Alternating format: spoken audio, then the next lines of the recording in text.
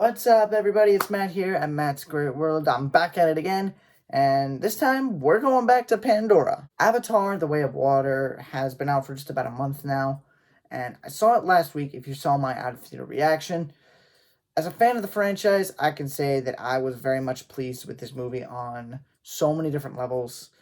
Uh, so before I get into the positives on this movie, I do want to let you all know that there is going to be some spoilers for the film because I will be talking about some of the characters and their role in the plot, and their character arcs as a whole, and in one particular case, their ultimate fate.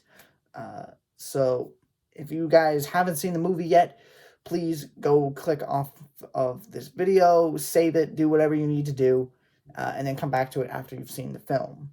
All right, all good? You back? Great. So let's start off with the positives, or at least what I think are some positives on this film. The first thing I want to talk about is the story, okay? Now, I don't know about you guys, but in my opinion, the story was so much more well-rounded this time, and it had a lot more emotion to it. It felt like James Cameron and company wanted us to really care about the characters in this film this time around, and it didn't really feel like the visual effects were the main attraction. It felt like they were kind of like co-stars almost, if you can kind of catch my metaphor there. And the actors did it. They stepped it up. They all did. Like, they all put on amazing performances, especially Zoe Saldana. This is probably her most visceral and most emotional performance that I've seen out of any one of her films. So that tells you a lot. But of course, if we're talking about Avatar, we're going to be talking about the visual effects. And they were a lot better this time around than they were last time. Now, obviously, that comes from them developing new technology and such, but we could go down that rabbit hole anytime we want. But the world of Pandora got a whole lot bigger as we got to explore a new part of the world and how different the Na'vi tribes are from one another, both culturally and physically. Because there are different kind of offshoot species of Na'vi almost. And they all kind of are adapted to their particular environment. The Ometikaya tribe is more suited for the forest, and the Mitikanya, I think is how you say it. I'm sorry if I'm butchering that. Is more suited for the water, right? They did have different evolutionary traits that make them able to survive in their particular habitat. And overall, the world building in this film is just fantastic, to be completely honest.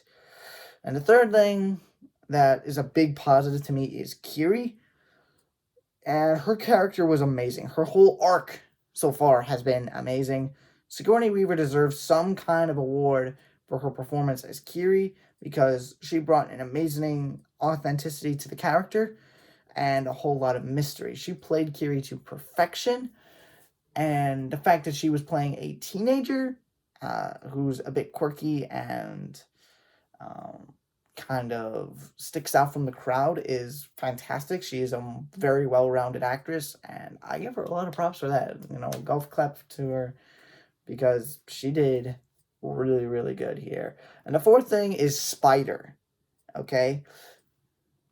His whole character arc was incredible, and it brought a whole new layer to the current character of Colonel Miles Quaritch, who we'll get to in a minute. But all in all, the fact that the two are related definitely adds some more depth to the whole situation. And I definitely think it kind of gave us a new perspective on Quaritch. And it kind of broadened the horizons of what Quaritch's character could be going forward. I'm excited to see what happens between the two of them going forward. And I wonder if there's a redemption arc in the works. But if you want to see a full film theories video on what could happen in Avatar 3 and beyond, let's get this video to 5 likes. And I'll make a video about that. So, all in all, I think Spider and the dynamic that he has with Colonel Quaritch and all the other characters in the story, to be completely honest, is very interesting. And I'm excited to see what they're going to do with him going forward. And number 5 is Sam Worthington, who played Jake Sully. He stepped up his game in a big way. Sam Worthington is probably the most underrated actor I've ever heard of, and he stole the show in The Way of Water. His character got to be fleshed out so much and expanded on so much that we saw him take on the role of being a father, and we saw much more of the soldier part of him this time around. All in all, it was a very flawless performance. I don't think a lot of people are giving Sam Worthington the credit that he deserves, but I do believe that he did a really good job in this movie. Now, no film is perfect. I think we can all agree on that. Now, I'm sure all of us will say, oh, this film is perfect, or this film is perfect, and that's fine. If you have that opinion, that's fine. But Avatar: The Way of Water, much like its predecessor, wasn't exactly perfect. And I'm going to get into my negatives right here. Now, not all of these are like complete. These negatives didn't make the movie bad in any sense. They didn't like take away from anything. But I do wish some things could have been different. To start off with, the resurrection of Colonel Quaritch. Now, I get it. It's a fictional universe. They can do whatever they want, and I am totally cool with that. Okay? But something that I kind of get tired of is creators kind of falling back on old antagonists and just kind of bringing them to life. Albeit with Quaritch, they made him a Na'vi this time around, which I did think was kind of interesting. And it kind of made the whole experience with him and Spider being kind of interesting. But honestly, I do think this was a bit of a weaker move to begin with. Okay, it worked out pretty well in my opinion, and it was fine, but it did make things interesting in a lot of different ways. But I do think they could have come up with at least another main antagonist, and I think they were kind of trying to do that with the General in a sense, if they had done that more so this time around and kind of made them both equally as bad. While still kind of setting up a potential bigger conflict within Quaritch's character. I think that would have been great. It would have brought things to a whole new level and made the movie a whole lot better. It wasn't necessarily a worst move, per se, but I do think it's quite unoriginal, in my opinion, while still being unique all at the same time. But still, probably could have done things a little differently from a creative standpoint. And the second part, and this is where the spoilers really kick in, is the killing of Natam. And I think that I'm saying his name right, and if I'm getting the wrong character, please let me know, and I will post a updated version of this video. Natam was such a good character. He had very good morals, and he cared a lot about his family, especially taking care of Took. And I do wish that they had not killed him off. I felt so bad in the theater. I thought, no, this is the worst move you could possibly make. But instead, it's going to drive the rest of the story forward, and I do think that it's going to be a very big event in the entire story. All in all, I do think it was a necessary negative, to be completely honest. And we did get to see probably the most viscerally emotional moment in the entire movie, where we saw Neytiri absolutely wailing at the death of her child. And that is about the most natural reaction you could expect from a mother, to be completely honest. I do believe that he could have been a key character going forward, and he could have played a bigger role. But I do think that his role was executed very, very well. And this is, like I said, still going to be a very critical point in the whole story, and will drive the Sully family to do great things and to take a stand against the invading human forces in the future, and I can't wait to see it.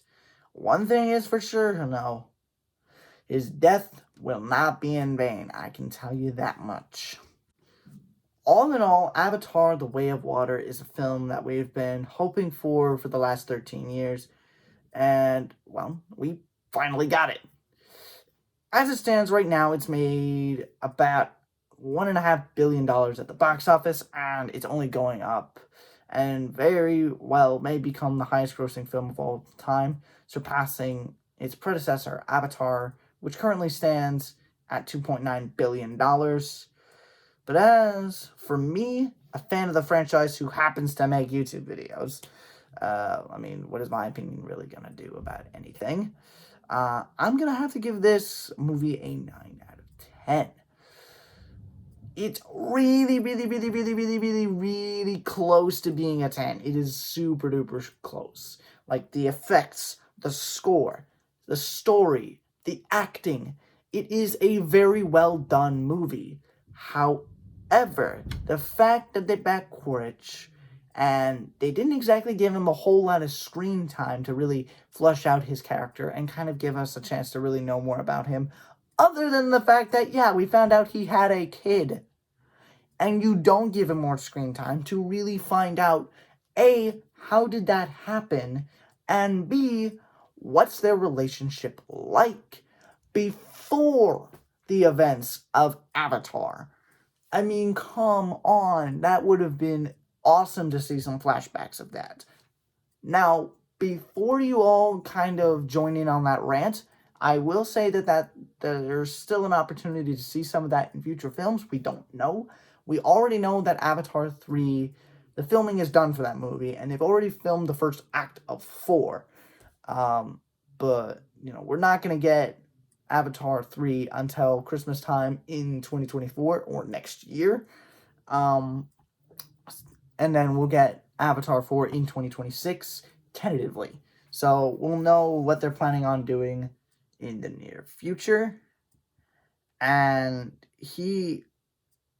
I do think Quaritch could have gotten more screen time, and I do think, like I said before, bringing him back, albeit interesting, probably could have been done differently. Overall, that whole part of the movie kind of put a damper on things in the film. But that's my review for Avatar: The Way of Water. What you guys think of the movie? And let me know down in the comments below if you would want to go see Avatar 3 now that we have The Way of Water. So like, share, and subscribe to the channel. I publish great content like this all the time. As always, stay safe, stay warm, stay happy, and it's never goodbye. It's just till next time. All right, guys, I'll see you on Wednesday.